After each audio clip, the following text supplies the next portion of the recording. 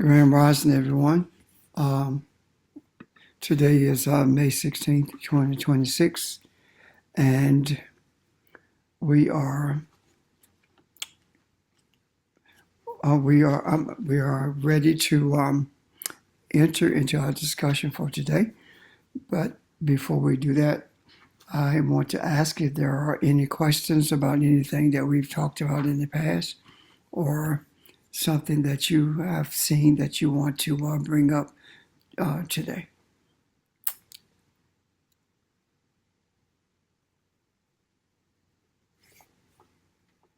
This is Vermel. George, you're muted. Yeah, I yield. Go ahead, Vermil.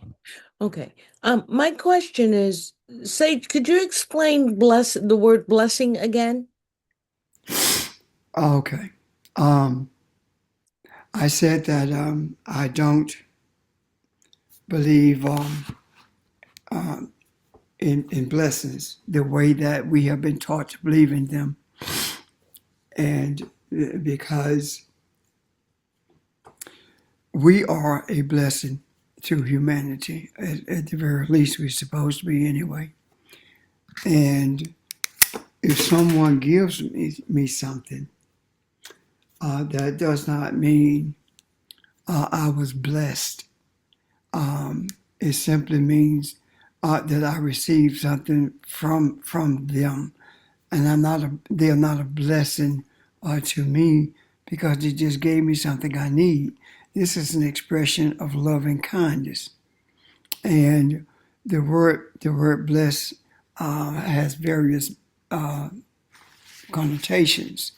So I don't take it that everything that's given as being a blessing. Why? Because the Creator already knows what we need. Is that not what the Scripture says? And those things that we receive are not necessarily a blessing to us. That's pretty much what I said. And to get deeper into that, I would have to look at something that I was looking at that time when I made that statement. Okay.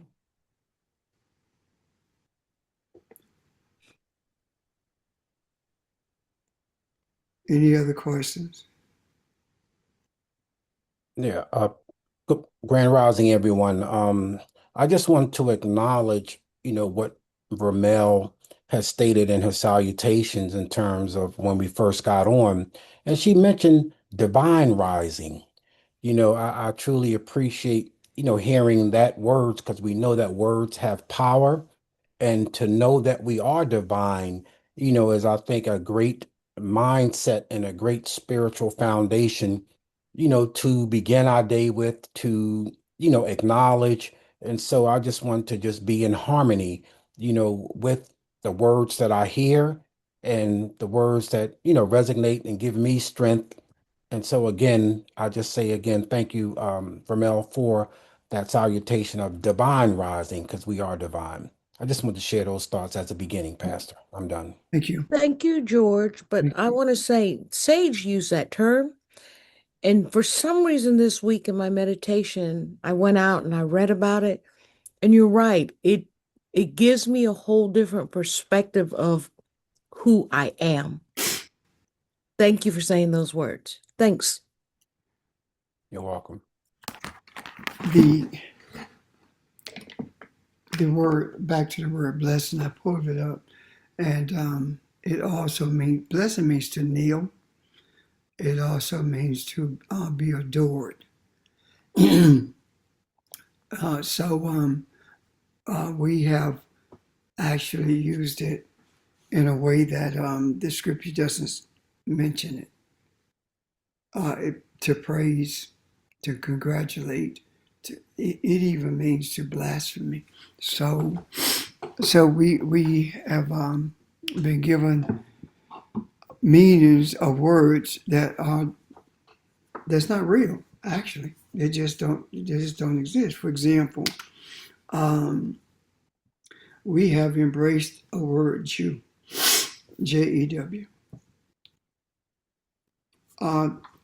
The word Jew does not appear in the original text. It's Judah.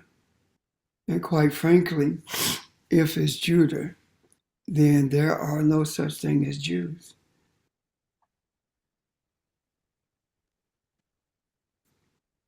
The word Jew, the etymology of it, does not go back to ancient Kemet or ancient Egypt or go back to Jerusalem. The etymology of the word Jew is the same thing. It means the same thing that it does for a gypsy. It means con artist, to steal, to rob. But we have bought into that. Now, don't get me wrong. They are truly living up to that word. However, it is not a word out of the scriptures. And there are so many different words in the scriptures that have been defined for us with a totally different meaning. Even when I looked at the scripture that Charles was asking about last week in regards to us being created in the image and likeness of God, and then being put into the garden and told not to eat from the tree. His question was, if we were created in the image and likeness of God, then why is it that we don't, that they did not know that they should not eat from the tree? Why did God have to tell them that? That was one of the things that that he raised. And when I was looking at it, I saw some things that kind of puzzled me. And one of them was in the garden experience, according to the writings of Genesis. The man was extricated put out of the garden, and not the woman. It said, and the man, and Adam was extricated from the garden. So what I'm saying in essence is that this story of creation, as it is written in Genesis, is so doggone convoluted until it's very difficult to get a straight understanding of it. Because number one, it takes a woman from a man, and we know that that's not possible, and it didn't happen that way. And then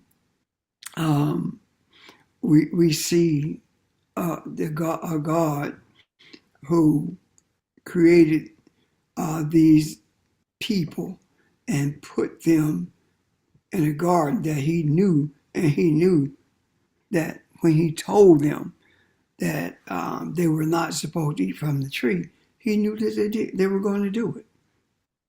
And when they did it, him knowing they were going to do it, he punished them. So this is a story that is absolutely convoluted. And it requires some time to decode it and understand what is being said there. Are you guys clear with what I'm saying? Yes. Sure. I beg your pardon?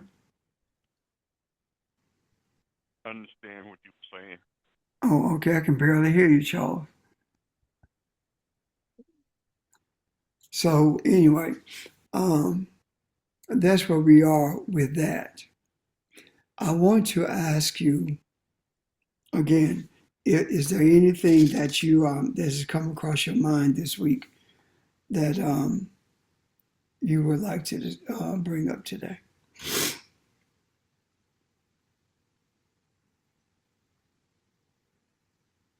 Okay.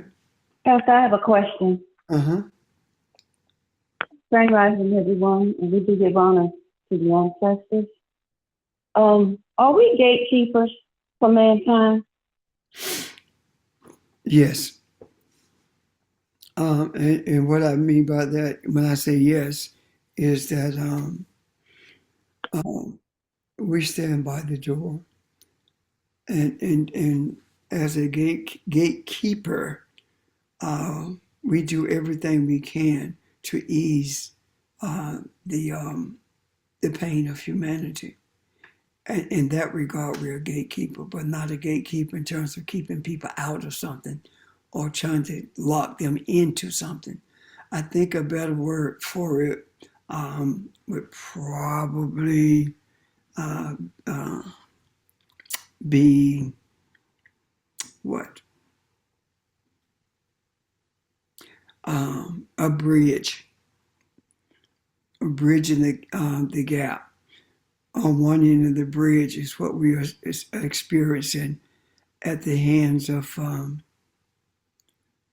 mean and racist people. On the other end of the bridge, uh, we stand. I mean, the people who are resistant to that stand, and we are in the gap. Our efforts are to be a bridge that where these people can meet in the middle of, and change their attitudes, where the people who are suffering will no longer suffer, and the people who are causing the suffering will have their mindset shift so that they can become keepers of the breach as well, or repairers of the breach rather as well. So, are we transforming the energy, the unripe energy or the negative energy that's being pushed out to mankind? Is that what we do?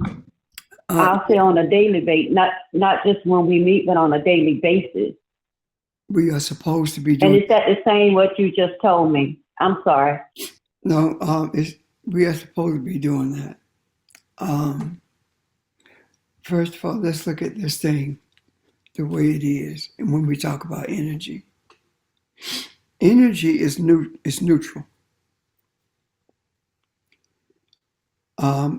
It depends on how you use the energy that makes it righteous. I mean, ripe or unripened. Excuse me. And whether we are able to embrace it or not, or whether we even thought about it or not, the people who are the presenter or the cause of the pain of the earth, the thieves, the rapists, the murderers, the Neanderthal, they have energy. If they did not have energy, they could not move. Neither could they do anything. And they simply take the neutral energy and use it in a very negative way, in a very destructive way. Is better to say, I guess, in a very destructive way. And when it comes to the energy that they are using, we have actually reclaimed that energy because the energy emanates from us. And the energy that we have comes from the Creator. And the reason I say the energy emanates from us and we have the authority to reclaim it is because they came from us. So the energy that they have also came from us. And we can reclaim it. And that's what we are in the process of doing. And that's why there is so much confusion now in the midst of all of these people who are seeking to maintain the control that they have over the earth. Excuse me.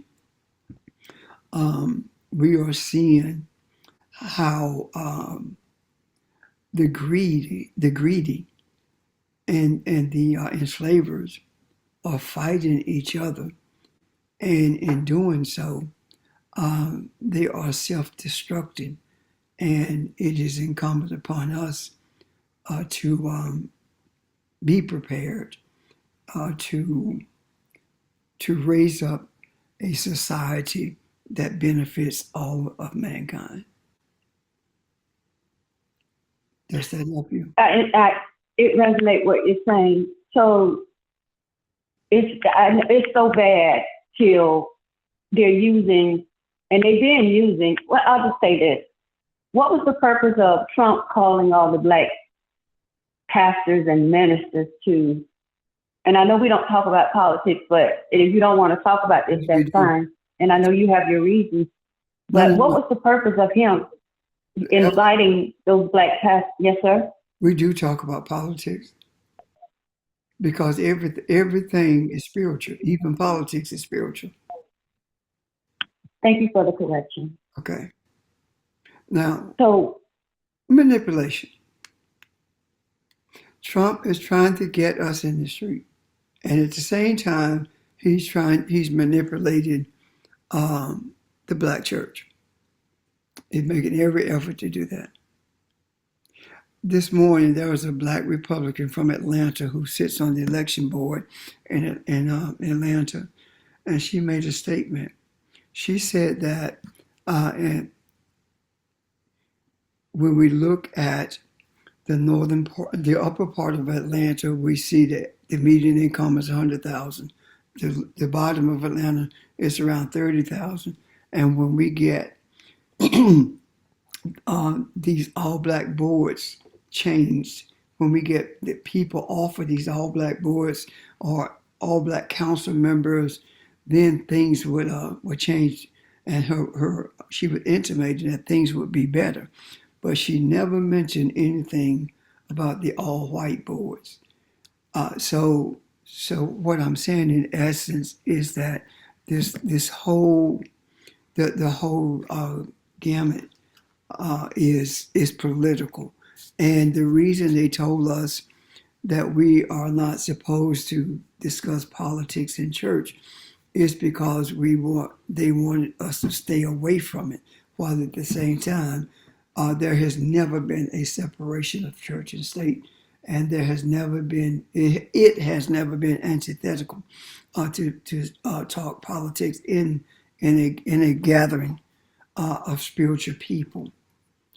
So Evelyn, when I look at the way that the response to the gutting of the Voting Act, there is supposed to be a march, or there are supposed to be demonstrations across the country today protesting that. And my desire is that very few, if any, black people participate in it, because if we are there in great numbers, or if we take the lead in it, we know what's going to happen to us, and they would have been successful in what they have been trying to do ever since Trump took office. Are you able to see that? yes, and I remember when you said you went to D.C. or you went somewhere to speak, you saw the dismantling of religion. Yeah. So is that one of the things that's happening now? They're trying to use every tactic they have to Yes. keep religion and state government alive. I got you. Yes. Now I want to put some in the macro in regards to that.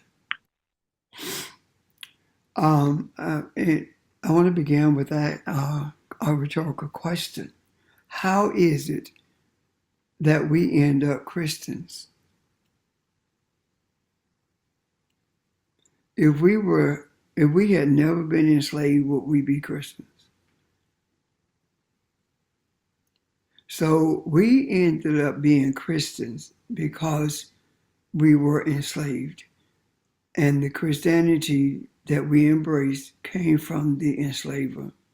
So when we really give some thought to it, and we think about think about what Christianity has done to us and what it has been to us. It has been a source of bondage for us, and what it has done to us is forced us to bury everything about us deeply inside of us, and it has also taught us to suffer in silence, and now we are no longer suffering in silence. And I don't mean that we are speaking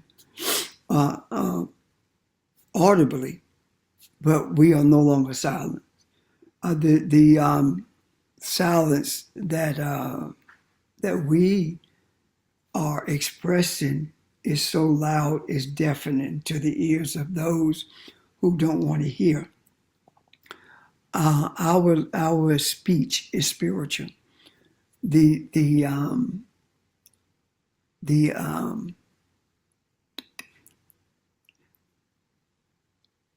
words of our speech are not audibly heard, but they are experienced, and they are having an effect on everything that exists, and that is evident by virtue of us being able to observe not only people online saying things that we say, but also the actions that are taking place in terms of the destruction of America.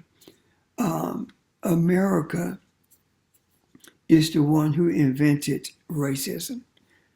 America is the one who invented race.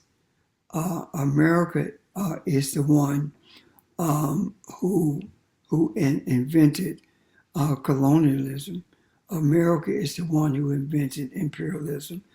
America is the root of everything that is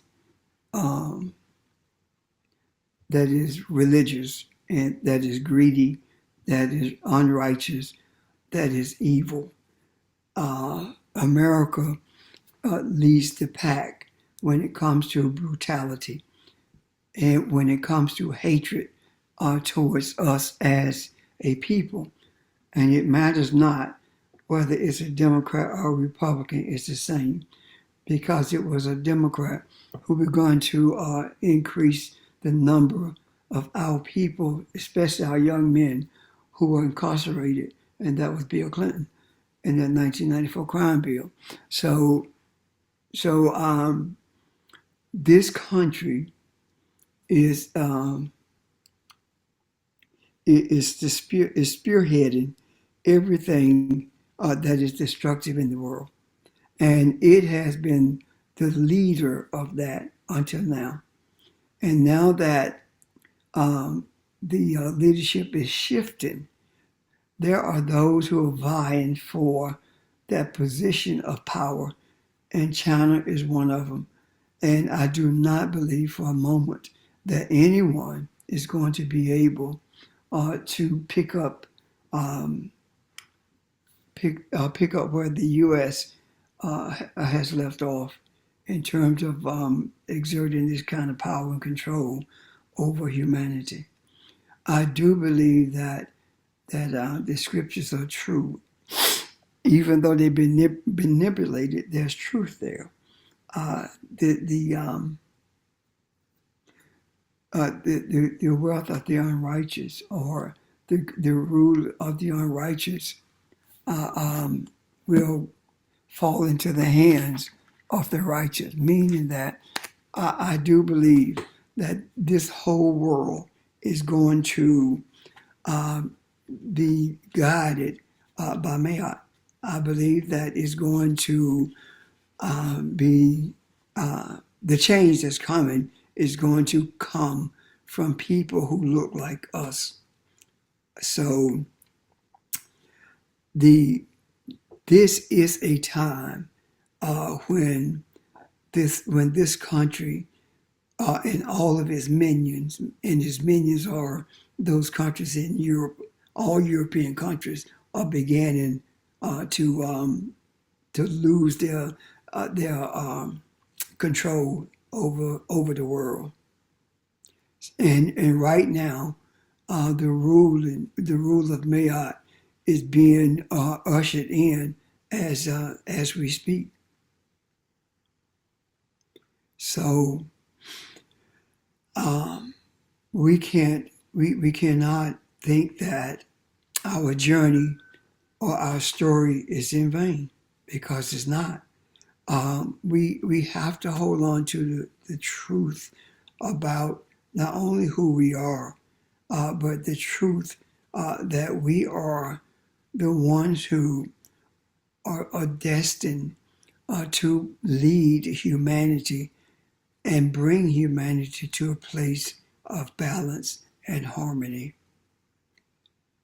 So we are the people that everyone who is out of Europe especially has tried to erase and have not been able to do it. We are the ones who have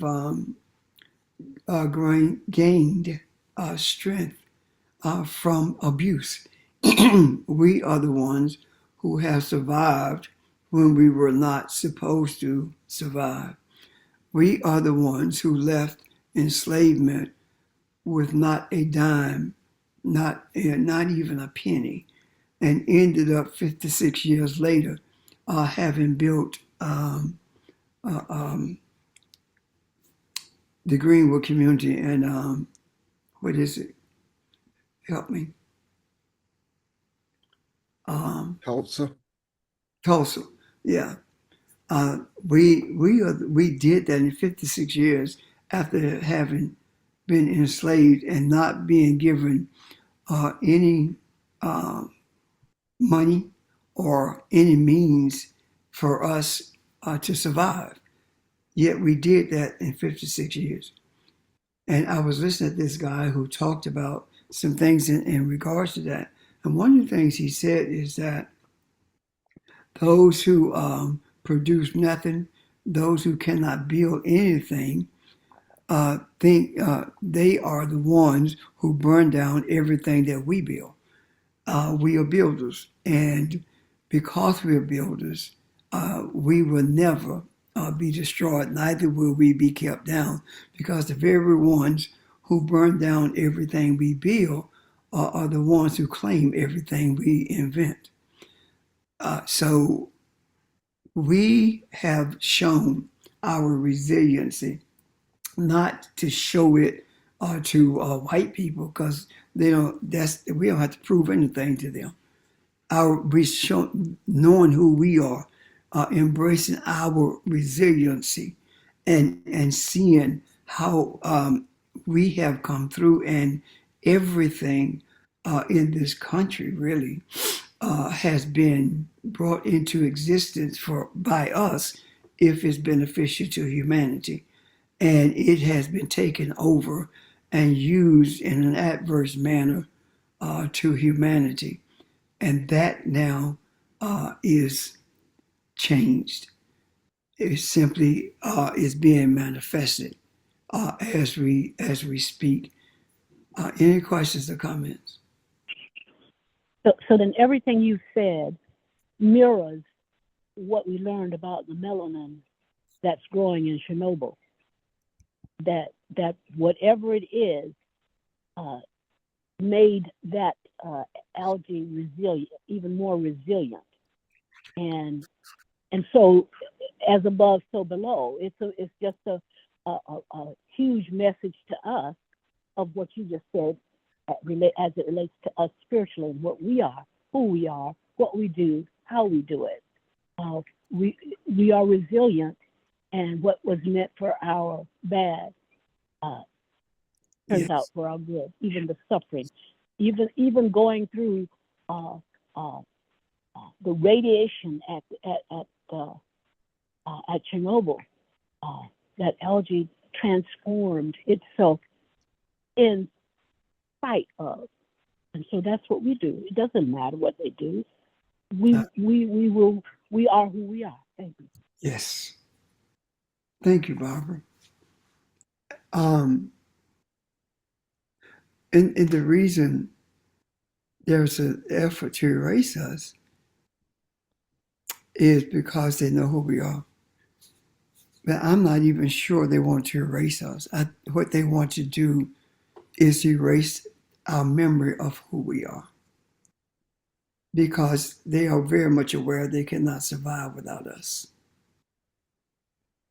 And they are also aware that by virtue of our embracing who we are and not being ashamed of it and speaking our truth, we are the people who started in this country in chains at the hands of Europeans. When I say started, I'm not talking about who populated it before Europeans got here.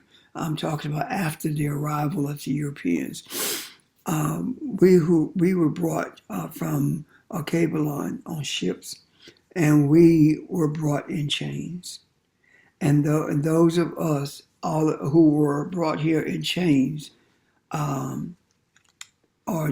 close to wearing our crown. Our ancestors were brought in chains, and our ancestors would see the victory because they are watching over us to ensure that we do what we are supposed to do. And I've said this before, and I will say it again, that we were brought to this country for such a time as this. All that we have been through, all that we have suffered, we were brought to this country for such a time as this. We were not brought here to be destroyed. We were not brought here to be servants to Neanderthals forever. We were not brought here because we had done something wrong. We were brought here because the appropriation of energy was used in a manner that it was never intended to be used in. And now here we are at the breaking point of everything that has been structured to keep us in a downward spiral. We are raising up our people and without even being in the streets or without sending emails. We're simply doing it by virtue of being who we are. And that is important, that we maintain who we are and that we become more cognizant of what we say and how we respond to things around us, because certain stimuli can cause us to respond in a manner that is not conducive to change, that's not conducive to the reflection of who we are. We are the light, and I'm going to say a little bit more about the light in a moment. But Ron, you had something to add? No, sir. I was looking at something else, going in a different direction. So, Okay. yeah. What I want to say is this. I want you to think about this, if you will. When we talk to ourselves, when I say, James, you know better than that. Who is talking to James? And who is James? Have you ever thought about that?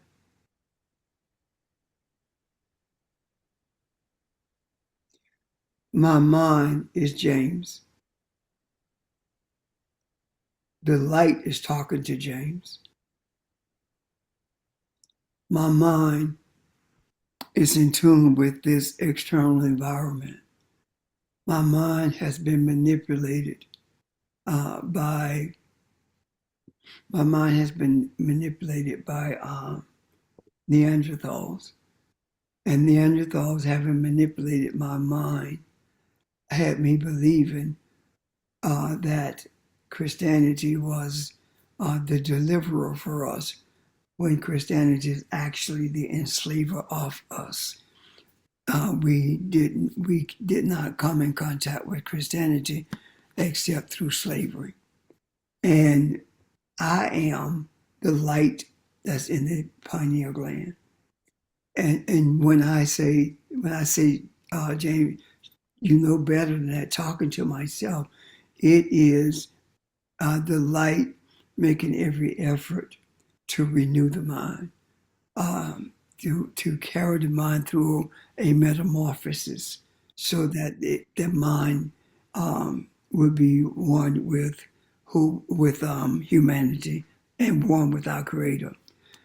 Now, to continue that, I'm gonna say this. I'm gonna see if there are any questions or comments. When we talk about as above, so is below. When our mind is in tune with or being guided totally by the light that we are, it is then that as above, so is below. And as below, so is above. The below is our mindset, and the above is the light that we are. Any questions or comments about that?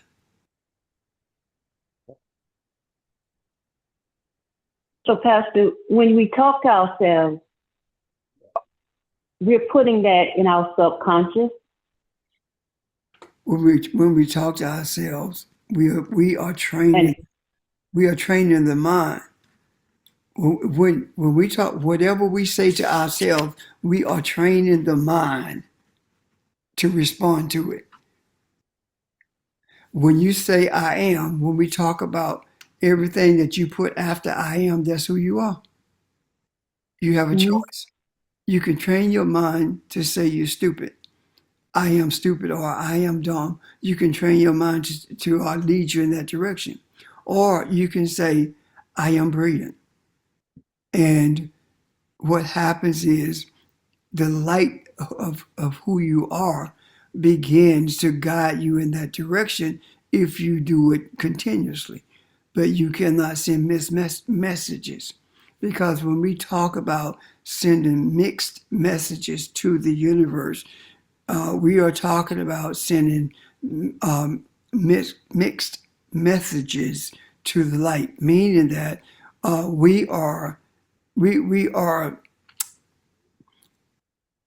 God, I can't think of the word.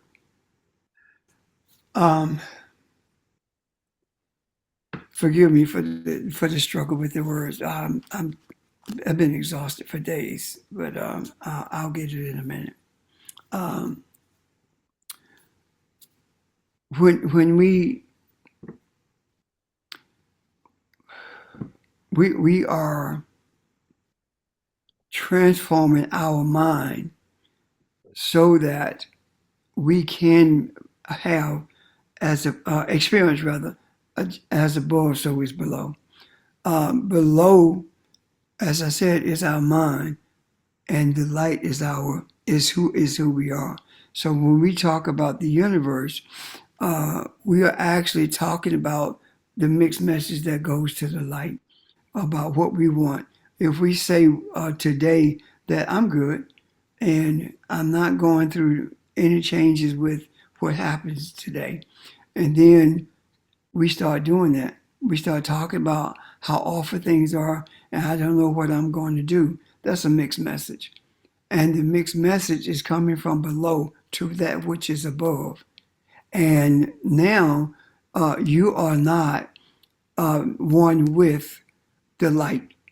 And one of the things that the ancestors are making every effort to do is to get us to be consistent with how we speak to ourselves, how we respond to things that comes to us or that is brought to us.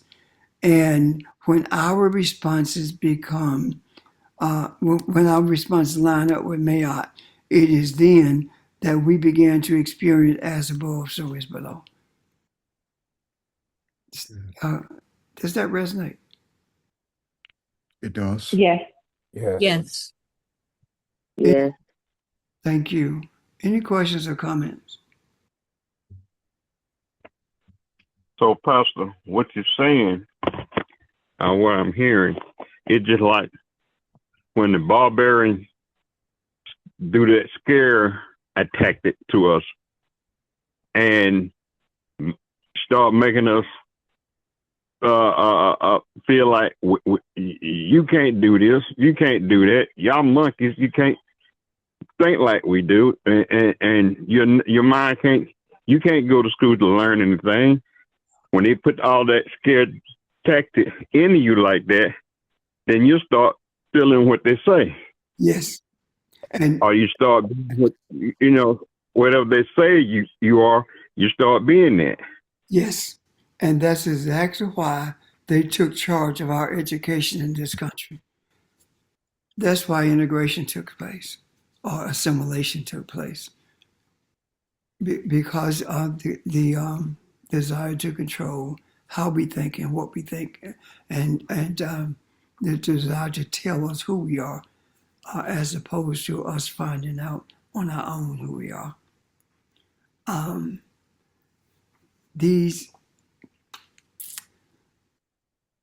Let me just put it straight. The barbarian put on a suit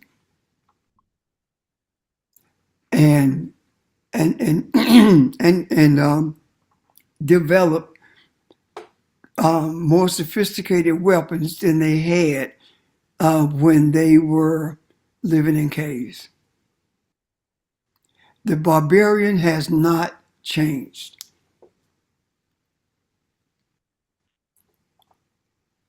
Israel dropped white phosphorus on southern Lebanon. What am I saying? That is a war crime, because if you inhale white phosphorus, you burn from the inside out. If it hits the ground or you, it catches a fire. It is a horrible death. No one would do that except a barbarian. Biden sat by and watched the kids and the people in Gaza be slaughtered. No one could do that except a barbarian. Barbarian put on a suit and start to control us so that we could make them look good. They have stolen everything from everybody and sought to destroy every culture because they have none. The barbarian is in action right now. And the Chinese met with the barbarians, and the Chinese has a mindset of the barbarian. We are influencing them. And it's easier to influence the Asians than it is the Europeans. The smallest number of people on the earth, the most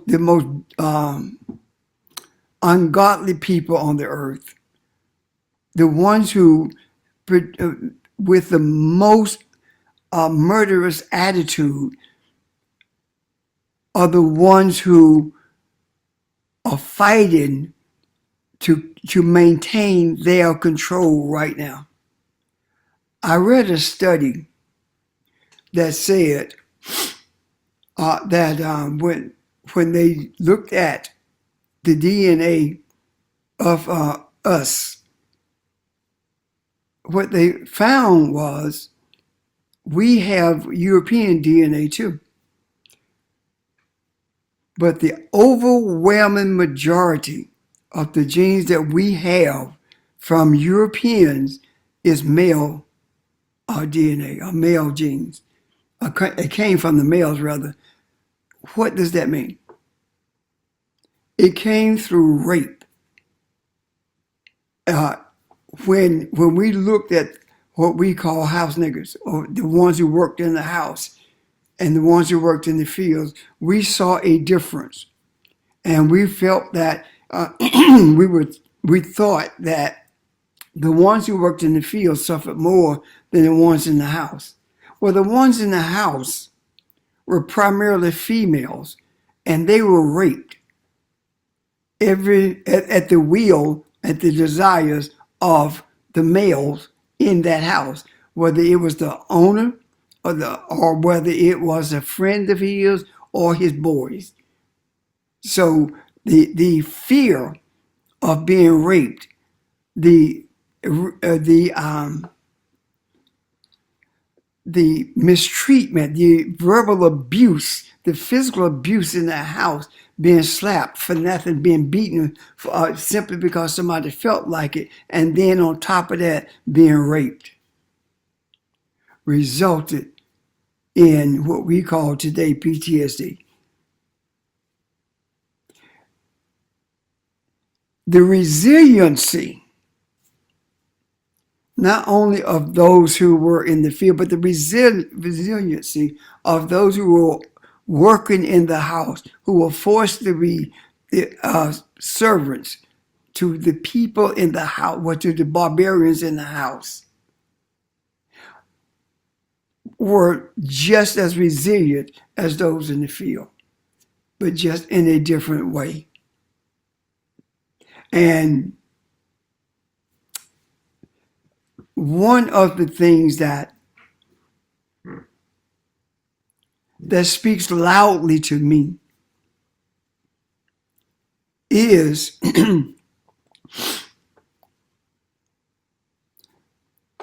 the rapes and the beatings that took place in the house were geared toward females, our females, our women. Yet they were still able to bear the burden of our deliverance and to maintain a sense of community in spite of what they had gone through. The ones who were able to pull all us together in spite of what we have gone through. The reason that we have family structures the way we have them now, that other people don't understand, is because of enslavement. When we, right now, we have family dynamics that are so different. Your cousin may be call you uncle, or your aunt maybe somebody's mama down the street, but she didn't have that child. Y'all know the dynamics of our families, don't you? That's not rhetorical. Are you aware or familiar with the dynamics of our family structures? Yes. I'd have to say Yes. yes. Of course. Yes, Pastor. Yes. Thank you. So what am I saying to you? I'm saying to you that it came from slavery, because families were broken up and children were taken under the wing of that female, and she became their mom. And their first cousin became their brothers and sisters. And the males in the community became somebody's uncle. And that prevails to this day. So when we buy into the BS that we are not that we don't have families, structured families rather, that's a lie. We do have structured families. They're just not structured the way Christianity or the way the barbarians has told us they should be structured. If our families are structured like Christianity, like the barbarians, then we would not care about each other. It wouldn't matter what happened to our children. It wouldn't matter what happened to our neighbors. We would be at ease with the murderous attitude that we live in the midst of. We would be relieved. I mean, we would be okay with the bombing runs that they did in Iran just because they want the oil. That is not who we are. We have a family structure. Let no one tell you that we don't. Our dynamics are different, but the difference makes us who we are. The difference makes us a tight-knitted people, because when we have a history of taking care of each other, of maintaining the life of children whose parents were killed or whose parents left them. During the TB outbreak in this country, I think it was in the 20s, tuberculosis, there were a lot of people who died from tuberculosis. And there were families who took their children in and they reared them. My granddad, my great-granddaddy, my great-granddaddy took children in and gave them his name, his surname. So we have always been a family. And I believe that all of this, what's being said, needs to be put in the macro to rejuvenate or to remind us of where we came from and to remind us of who we still are. When George talks about high family, he always uses the word family more than anyone that I've talked to. That word carries more weight and more of a sense of loving kindness than we think it does, than we have thought about probably. So I am saying to us today that we must begin not only to be who we are, but rethink everything about ourselves and bring it to a place where we can put it in the macro so that everyone can benefit from it. Because quite frankly, the only group of people, or if you want to say race, are Cabelonians who have that family dynamic. Nobody has a family dynamic like we do. Absolutely no one. And when I'm talking about this, and what comes to me when I say that no one has a family dynamic as we do, that is why Elohim is one yet many. The many does not have does not have to have a biological connection. It does not matter what womb you came out of. It does not matter who your seed is. What matters is that you know who you are. That's what matters. Most of my life, and still to this day, I go through this. I have felt like Melchizedek, no origin. Most of my life, I have felt like I am in this world alone. And I don't mean that in a negative way.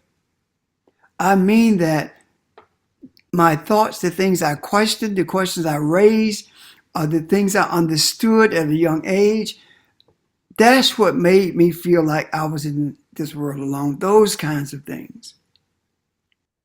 I did not know it, but I could see it retrospectively. I have been who I am in terms of a journey of spirituality all my life. I just did not know the journey that I had to take to get to the place where I could see the reason I have gone through what I have. I've had more experiences and interactions with different groups of people and with different aspects of this society than anyone I know. That's not a boast, that's simply a truth. So I'm saying that you look at your life and you see the journey that you have traveled and see if you have been that person who friends at school or family looked at you as being different in terms of what the questions you raised and you not embracing things simply because somebody said it. Not only that, but also leadership in the family and in the community because of who we are. We are experiencing and we are exhibiting the attributes that we brought with us from Akabalon. I look at our makeup as I am 70% African or Akabalonian, genetically speaking. And it's a mixture of all the genes from West Africa, all the DNA from West Africa. It's a mixture of that. And that mixture of that comes up to be 70%. I'm saying that we survived the journey of no return. And we survived for a reason.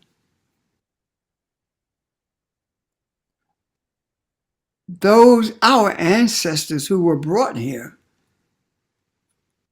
were not thieves as the Europeans were when they were brought here. They were not prisoners when we were brought here. Our ancestors were royalty. Our ancestors were very well educated. Our ancestors were inventors and developers and builders. All the wrought iron in Charleston, for a fact, came from our people who were smelting iron in Jamaica before white folks knew what iron was. So I'm saying to you, with all of this,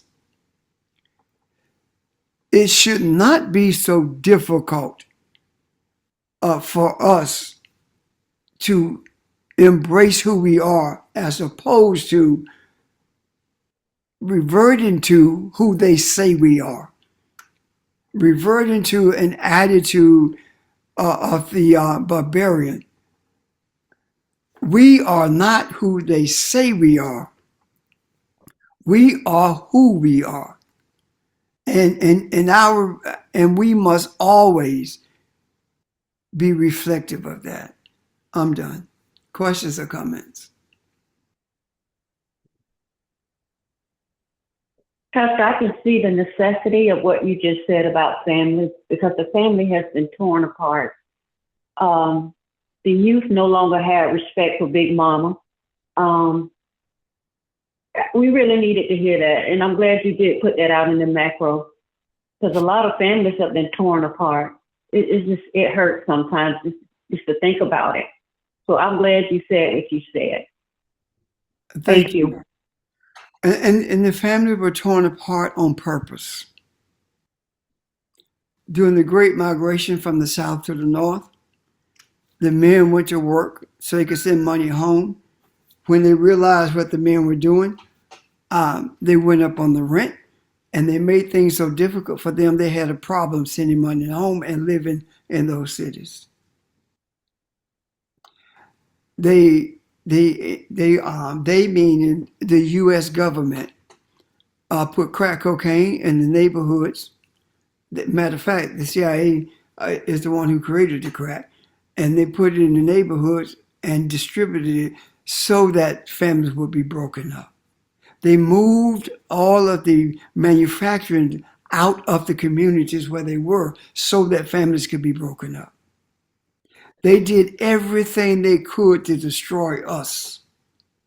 And our children are disrespectful because our children are acting like them. And to give you an example of that, when our children were in the stores, when we carried our children in the stores, they didn't run all over the store pulling stuff off racks and acting crazy. But they do now, because they are emulating what we saw with European children in stores or in the public, saying anything to their parents, always crying and demanding things from their parents as opposed to asking. Those are the attributes, the traits that our children have picked up from them. And they pick them up in school. They pick them up watching TV. They pick them up from social media. And that correction must be declared. And it must be declared now. The respect must be seen again, especially between males and females. And don't ask me no questions about the femininity. I'm talking about something else. Between males and females.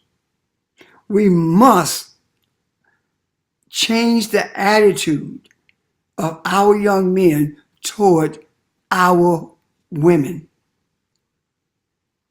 It is time for us to stop using the words to describe our women that enslavers use. Our women are not bitches. They are not dogs. Our women are not hoes. We must change the way we reference our women, and we must, at some point, have enough respect and dignity for our women and ourselves not to even listen at the music. And I don't give a rat's butt who started it. It's out there, and we have bought into it, and it's wrong. And we struggle so hard to pull us together because of things like this. It would not be as difficult for us to bring balance if our men, our males, were not treating our women the way they are through abusive language, abusive labels, and disrespecting them through violence and verbal abuse. And looking for them to be their servants, as opposed to being who they were created to be. To be quite frank with you, the majority of our women have been more of who they were created to be than any of us males. Because we bought into the barbarian attitude about women. They became objects, they became servants, and we became the man of the house because white folk told us that.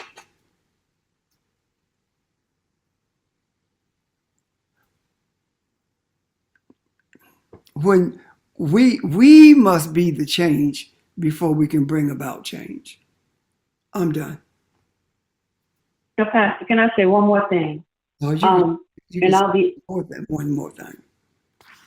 okay, because what we're talking about, let me just say this. At the agency, I have this young supervisor, 35. So when anytime I call him, it's got to be a serious matter. So anyway, every time somebody calls him, he like, yes, what's up? That didn't resonate with me. That really bothered me. So yesterday I told him, I said, I need to talk to you. I said, because you're not professional when you answer the phone.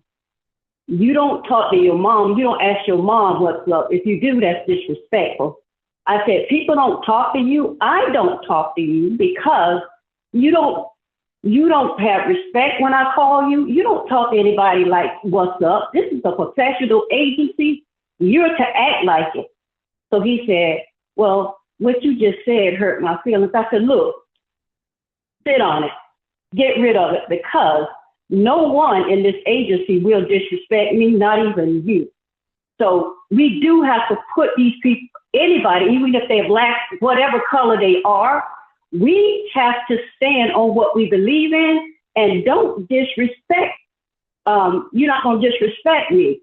So again, I'm glad we're talking about this, because the young person that I'm talking about is Caucasian, but the black teenagers do it too, or young adults. What's up? You don't address me like that. And sometimes I think they forget that I'm not their age. I tell them, I'm not one of your friends. You will never, ever address me like that again. So I'm glad we're talking about this today, because it needs to be put out there in the macro. Thank you. Thank you. Our elders have become invisible to our children. And that invisibility makes them feel comfortable when they disrespect our elders.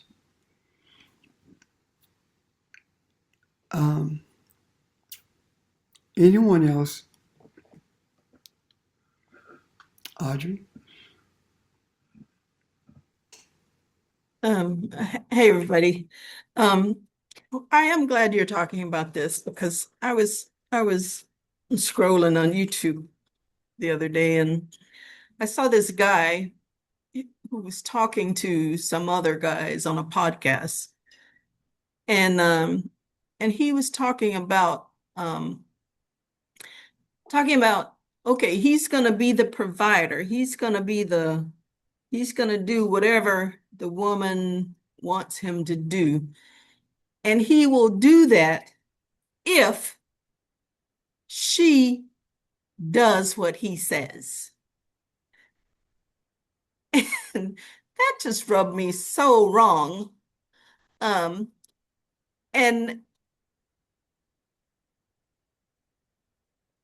it was a kind of a short thing. So he didn't explain what he meant by if she will do what I say. And that rubs me as full of religiosity, full of male domination. I'm the man of the house, so you do what I say, that kind of thing. And I'm glad you're saying this too, because that sort of attitude needs to be changed, transformed, whatever word you want to use. And I think that's a big part of it, is Alkebulan men who have that mindset of the European capitalists, basically. Yes. So I'm just glad you're saying all this, because I just remember how that affected me just viscerally, because it sounded so wrong to me. So I think we need to put that kind of thing into the macro for African American men to realize who women are and who they are themselves.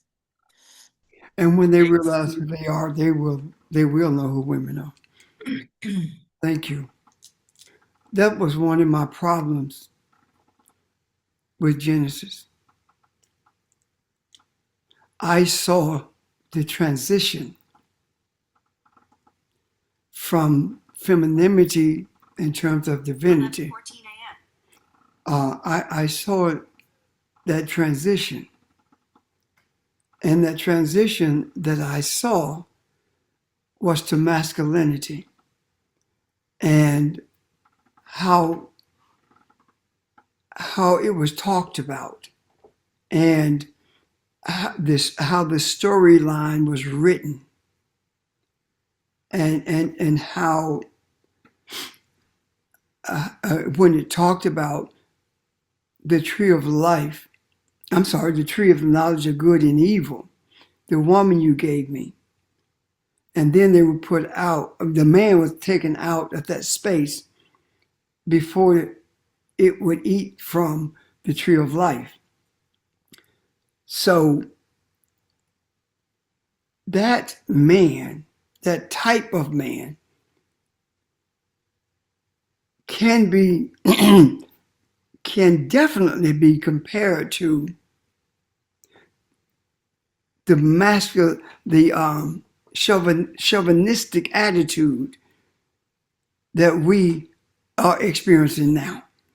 When it was said that woman that you gave me, that was the shift. That was shifting everything. From that point forward, she became the problem. Everything was put on her. Everything that went wrong was her fault. From that point forward, for a man to say that I will do what you tell me if you do what I say, that should never have been said. Why? Because in a partnership, in a relationship, a conversation takes place, not demands.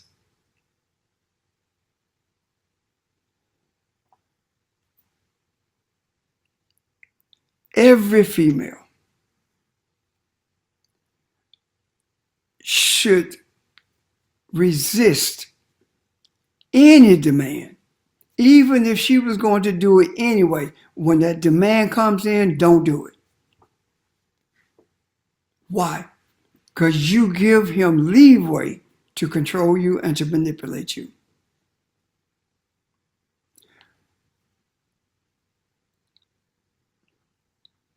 The stumbling block, the biggest stumbling block, is our males.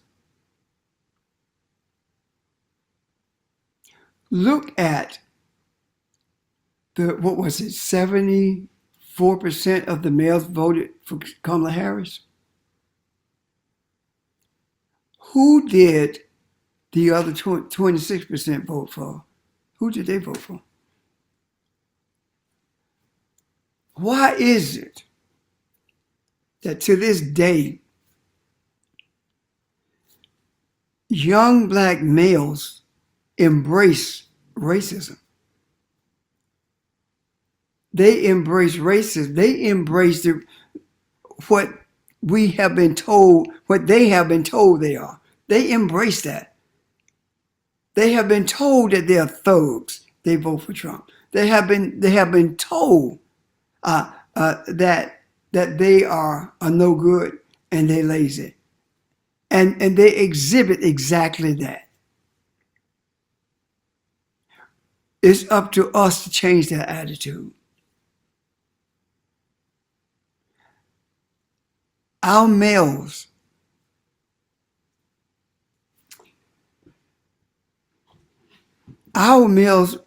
not only are they embracing racism without knowing it, our males are so capitalistic in their minds until they cannot see that no one in government cares anything about them. They can't see that. They cannot see that we are 14% of the country and 36% of the prison population. They can't see that. They can't see that prison is enslavement. They can't see that Victoria's Secret used, if they don't still do it, they use prisoners to make their clothes. That's slave labor. They just moved it from the field, from the cotton field to behind the bars. We cannot glorify that at all. The moment we do that, we are worse than they are because we know better.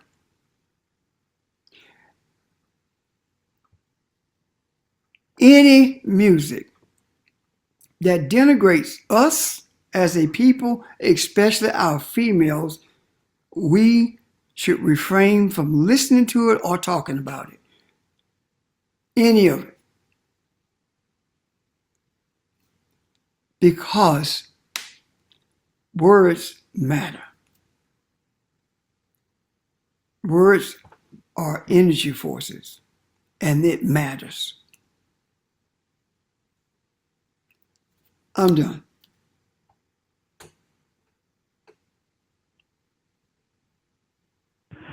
Good morning, everyone. Good evening. Red, may I add something if you don't mind? Or if y'all don't mind? Go right ahead. I got on at the tail end, so I really didn't hear what was said before. Yet, one of the things I do want to add is we've identified the problem. Now we got to come up with a solution. Because we as males do have a warped sense of value when we say we the head of the house. And whenever I hear that, tell me why you say you the head of the house. So I can aid that problem. And one of the things I do is when my nephews or nieces approach me, or my great nephews and great nieces approach me, and they want something from me, the first person I ask is their daddy, is this child listening to you? If they say yes, okay, you're going to see a different side of your uncle. And in acknowledging the other form of authority, which is the father, I'm putting something that your father has value. Your father, all fathers, especially black fathers, we want to be our children's hero. And I heard something with Shannon Sharp and a former basketball player, Beasley. And Beasley said that whatever's going through mama and daddy, if that child calls that daddy and say, mama told me to do this, you listen to your mother. So we do have some good traits about us. And when we're trying to, George, my bad, Graham Rich, y'all go ahead. No. You can continue, but I want you to understand that we have the solution, and the solution is putting it in the macro with the power that we have, with the authority that we have, and that's what we are engaged in doing. And we are talking about the many of Elohim who don't realize who they are. That's who we're referencing. And it is inclusive of your nephews. It is inclusive of their fathers. Yet, we are not dealing with individuals. We are dealing collectively. Go ahead. I agree with you, Reverend Richard. I'm just saying that personal experience. When I would gather my family together and I say, hey, y'all, I don't like how we get to church on time. We need to do a little bit better. Kids, I need y'all to take y'all shower the day before. Monique would sometimes say, well, George, you need to lead by example. You need to take your shower. I don't know, Reb, just hear me out. I'm no, talking for all black males. George. No, George. All black men. No, you're not. No, don't bring your family into this. Reb, it's just an example of what some black fathers go through. They're trying to be the hero. And they meet resistance, and when they meet resistance, sometimes they will go back to a lower vibration. But that's all I'm saying. Okay, but the question is this: how did that father lose the respect? Did the father lose respect by raising hell? Well, how did that father lose the respect? It can be a number of things, Reverend Richard. It can be a number of things. Now, let me finish. If that father lost that respect, then it's incumbent upon that father to regain it by respecting the wishes of everybody in the house, as opposed to being chauvinistic and making demands on everybody in the house. Once you make that statement, whatever happens, happens. But however, we must make sure that we are not the one who initiated the rebellion or the resistance that we are experiencing.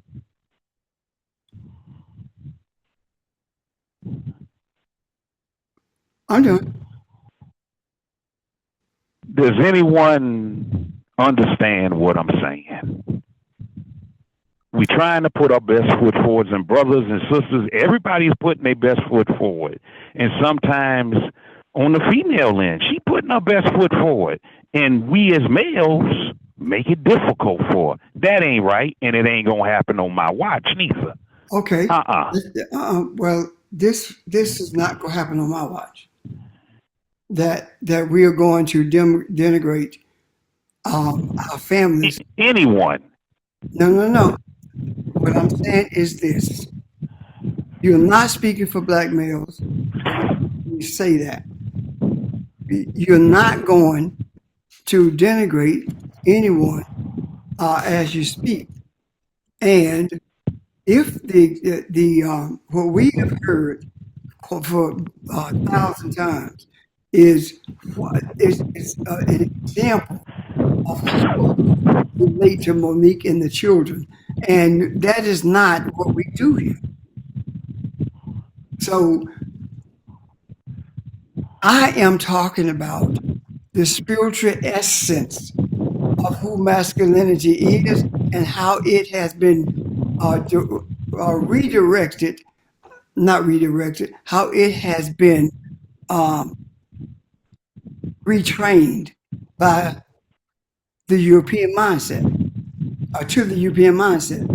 And I'm talking about the mindset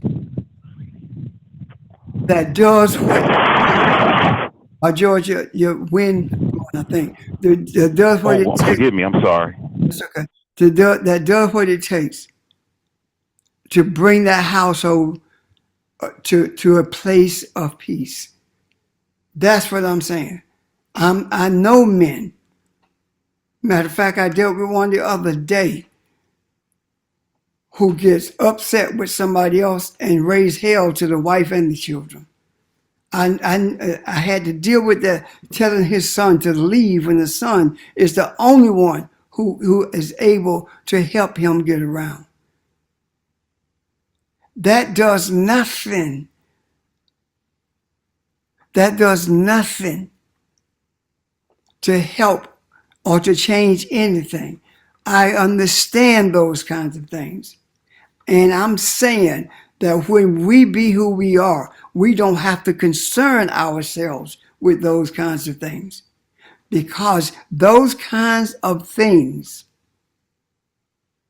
are the things that we are changing right now. We are talking about the problem, yes, but we also talk about the solution. So with that aspect of it being discussed, I'm done. I'm through with that. I am. So, are you finished, George? Yeah, I'm good, Red. Okay. Thank you, sir. Ron? Um, First of all, you hear me say this sometime, and I want you guys to know how much I appreciate you and love you. And I love when we talk about stuff and we say we put it out there in the macro. Uh, this has been an awesome discussion. There is something I thought about. There there isn't another group of people on the face of this earth like the African, the Cabelonian that was brought to the Americas, to this country. There were first originally the brightest minds on that continent, on that land. They were life. And we were brought here. And if you think about it, ancestrally, there isn't a drop of blood anywhere else in the world like here, because we were part of everything and everybody. So the whole world was enslaved in us and brought here. And there was nothing that was any worse that could be done, from the skinning and eating people to you name it. We've been through it. But we were brought here for a purpose. I was looking up, I've been trying to find, just sort of like Audrey say, just kind of falling through rabbit holes sometime.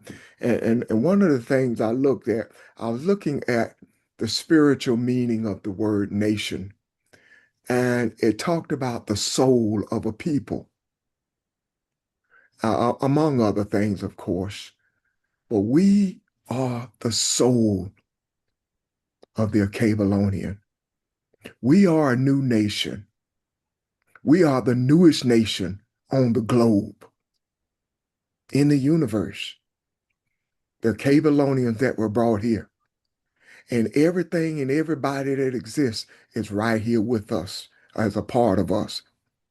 What does that mean? What is that opportunity? If we are the soul of the world, what opportunity is there? And what does that mean for us? So I appreciate this, because we talk about, seem like every session we talk about what, putting things out there in the macro. Uh, and that is a huge responsibility.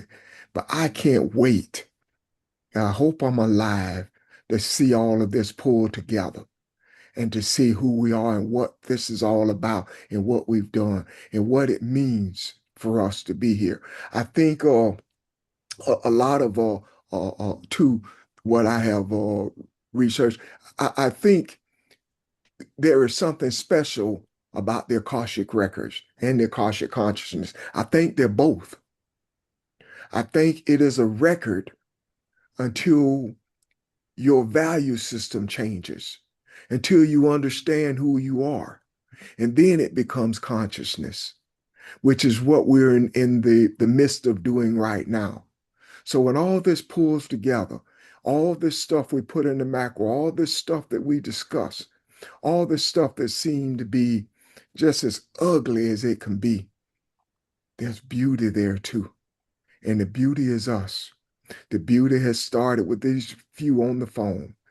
And hopefully we don't, or we keep this high energy, although it seems like things sometimes are headed in a bad way, in a bad direction. As Pastor has said before, we are the tip of the spear. And I just want to put that out there, that these discussions are beautiful. And although they may get you down a little bit, just remember who you are and what we're doing. Much love to you. Thank you. Thank you.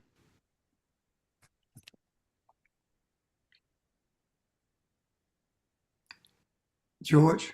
Yeah, I just wanted to elaborate.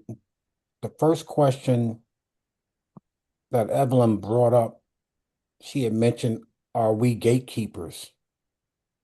And as we meditate on our ancestral foundation in terms of the Akashic records or our higher consciousness, John, the Gospel of John came to my spirit in John 10 when we looked at the I am sayings of Yeshua.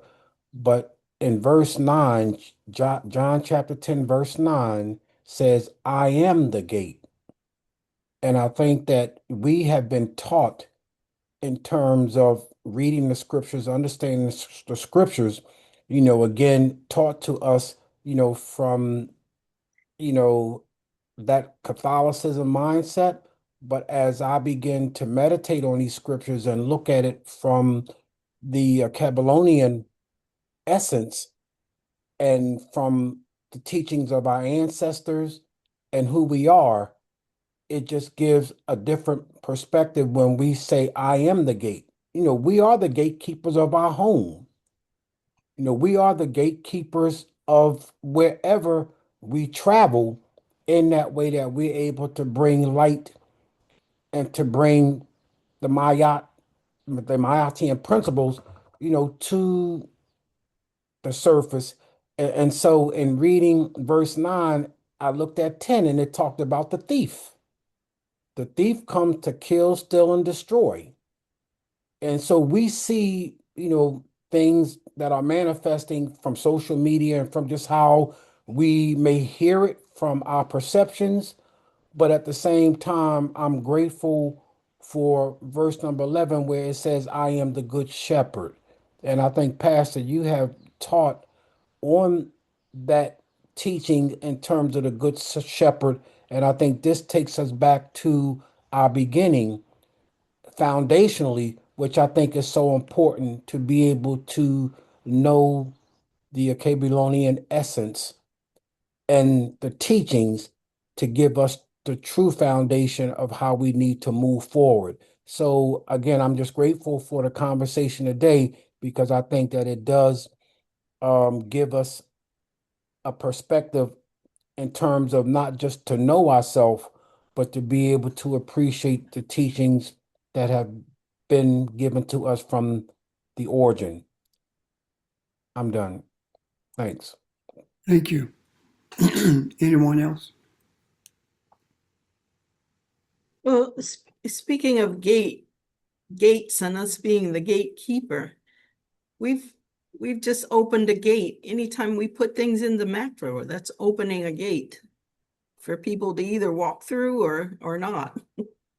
So yeah, we open gates all the time. I can see that. Thank you. Anyone else? Let me say this before we go.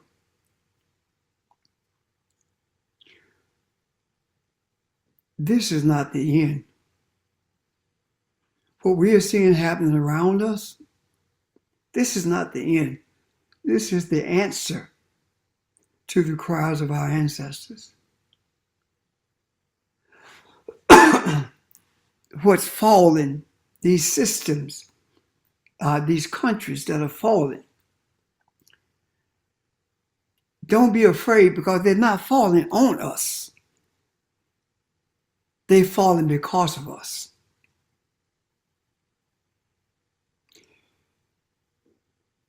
The answer to our ancestors' cries is not just us putting things in the macros, more than that. It's our ancestors increasing our courage to say what needs to be said, do what needs to be done, Our ancestors are guiding us and reassuring us that whatever we need, we will receive it. The understanding, the wisdom, whatever.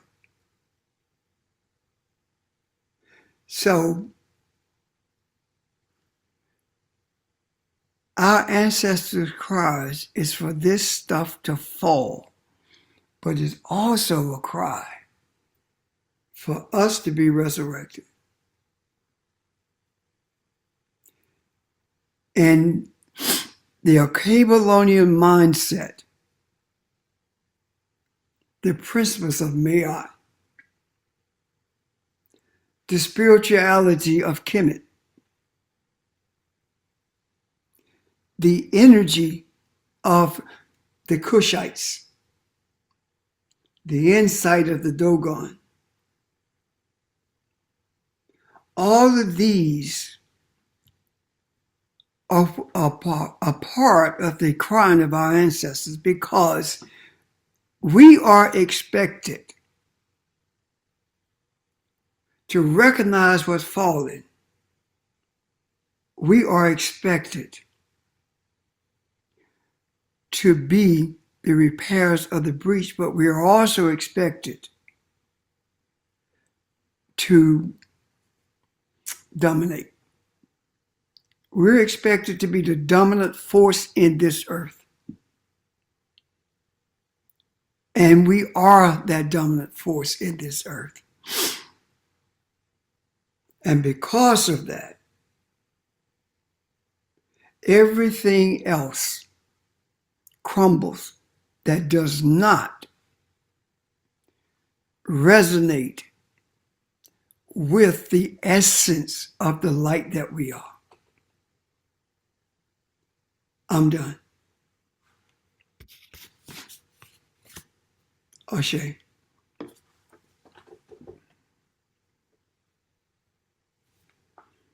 Ron?